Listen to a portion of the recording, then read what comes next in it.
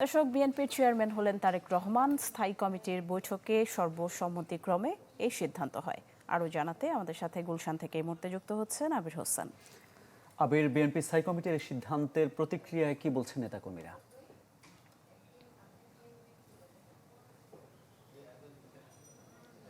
মামুন বর্তমানে দাঁড়িয়ে আছে গুলশান কার্যালয়ে। সেখানে আপনি যেমনটি বললেন, তারেক রহমানকে কিন্তু বিএনপির যে চেয়ারম্যান সেটি কিন্তু ঘোষণা করা হয়েছে।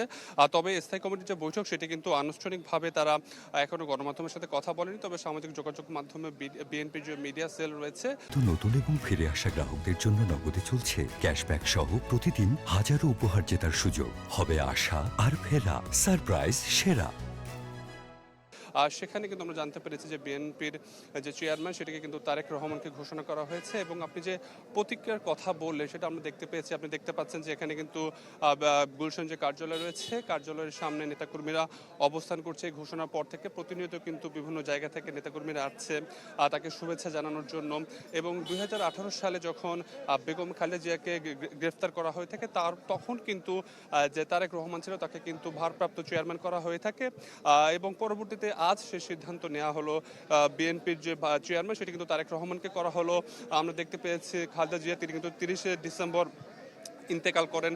তারপরে আসলে যে বিএনপির যে স্থায়ী কমিটির সদস্যরা ছিল তারা কিন্তু বারবার বলে আসছিল যে তারেক রহমান তাকে চেয়ারম্যান করার জন্য। তবে তারেক রহমান চেয়েছিল যে সবার সাথে কথা বলে তৃণমূলের যে নেতাকর্মীরা রয়েছে এবং অন্যান্য যে সদস্যরা রয়েছে সবার সাথে বৈঠক করে, স্থায়ী কমিটির সবার সাথে বৈঠক করে তারপরে সিদ্ধান্ত হোক। এবং আপনি যেমনটা বলছেন যে আসলে বিএনপির স্থায়ী কমিটির সদস্যরা কিন্তু ভিতরে বৈঠক করেছিল, এখনও কিন্তু গণমাধ্যমের সাথে আসেনি, তাদের সাথে কথা বলেনি আমাদের সাথে সরাসরি। তবে সামাজিক যোগাযোগ মাধ্যমে কিন্তু এই যে বিএনপির যে চেয়ারম্যান হলেন সেটি তারেক রহমান সেটি কিন্তু জানানো হয়েছে। হয়তো একটু পরে যারা স্থায়ী কমিটির সদস্যরা বৈঠক করেছে তারা কিন্তু গণমাধ্যমের সামনে আসবেন এবং আমাদেরকে হয়তো আনুষ্ঠানিকভাবে এই তথ্যটি দিবেন যে বিএনপির চেয়ারম্যান করা হয়েছে তারেক রহমানকে। আমরা দেখতে পেয়েছি এখানে কিন্তু স্থায়ী কমিটির সদস্য গয়েশ্বর রায় চন্দ্র বৈঠক শেষে বেরিয়ে আসলো এবং একে একে কিন্তু বাকি নেতাকর্মীরা হয়তো বের হয়ে আসবে। এবং এখানে আমরা দেখতে পাচ্ছি অনেক বিভিন্ন কিন্তু নেতাকর্মীরা অপেক্ষা করছে তারেক রহমানকে শুভেচ্ছা জানানোর জন্য।